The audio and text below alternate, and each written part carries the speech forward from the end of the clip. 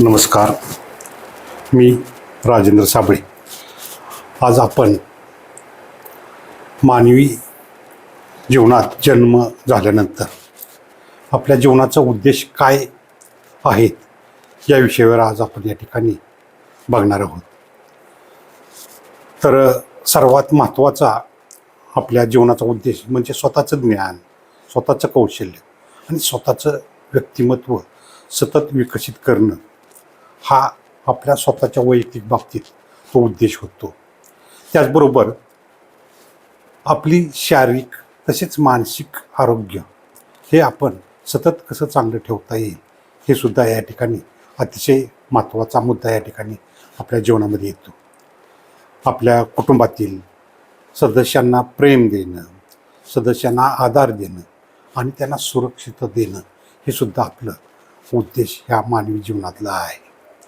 आपल्या कुटुंबाची आर्थिक तसेच सामाजिक प्रगती कशी करता येईल हे सुद्धा आपलं या ठिकाणी कर्तव्य आहे.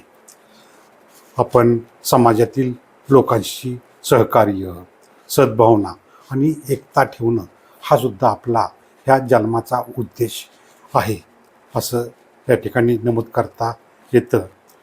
त्याचबरोबर समाजाच्या विकासासाठी आपलं सतत योगदान या ठिकाणी आपण देणं गरजेचं आहे.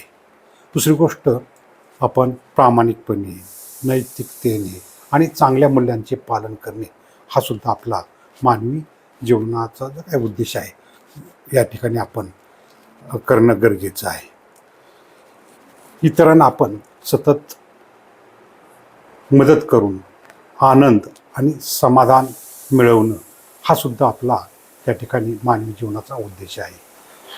आपला देश, आपली संस्कृती आणि परंपरांचा सन्मान ठेवणं हे सुद्धा आपण या ठिकाणी करणं गरजेचं आहे.